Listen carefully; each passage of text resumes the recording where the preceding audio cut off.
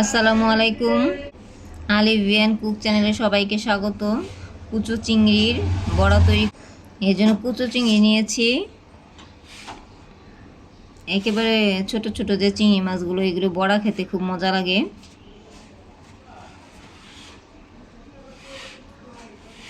এখন মশলাগুলি দিয়ে দিব। এতে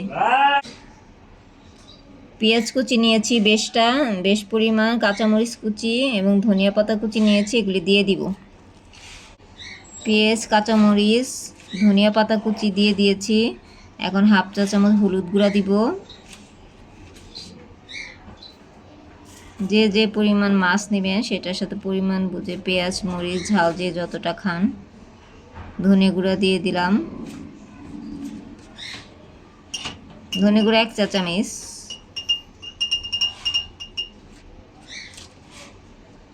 মরিচ গুঁড়া সামান্য, কারণ কাঁচামরিচ অনেক ঝাল, কেউ বেশি ঝাল খেলে সেটা দিতে পারেন।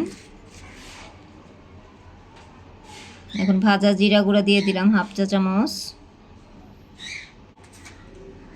হলুদ গুঁড়া, মরিচ গুঁড়া, ধনে গুঁড়া, ভাজা জিরা গুঁড়া, কাঁচামরিচ, ধনে পাতা, পেঁয়াজ কুচি, মাছ সব দেওয়া হয়ে গিয়েছে। এখন দিতে হবে লবণ। লবণটা আগে হাফ চা চামচ পরিমাণ দিয়ে নিব, তারপরে চেক করে দেখতে হবে। যদি মনে হয় আরও লাগবে সেক্ষেত্রে দিব, আর যদি মনে হয় লাগবে না তাহলে তো আর দেওয়ার দরকার নেই।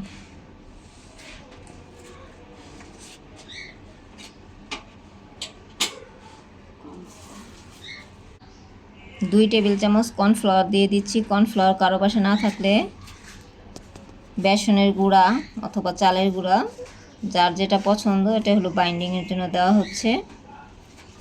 তারপরে এখন এগুলোকে ভালো করে হাত দিয়ে মাখতে হবে, সব ভালো করে মেখে নিতে হবে। এই যে এখন চপগুলো এরকম গোল গোল করে বড়ার আকারে করে তেলের মধ্যে দিয়ে দিচ্ছি। এরকম একে একে দিয়ে দিব, এরকম গোল চ্যাপটা করে সবগুলি বড়া এখন সুন্দর কালার করে ভেজে নিব।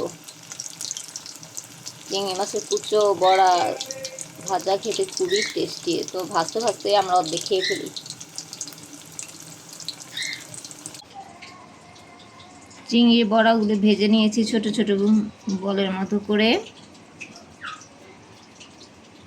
আমাদের রেসিপি থেকে সবাই করবেন, খাবেন এবং জানাবেন। এগুলি খেতে খুবই মজা এবং খুব কম সময়ে হয়ে যায়।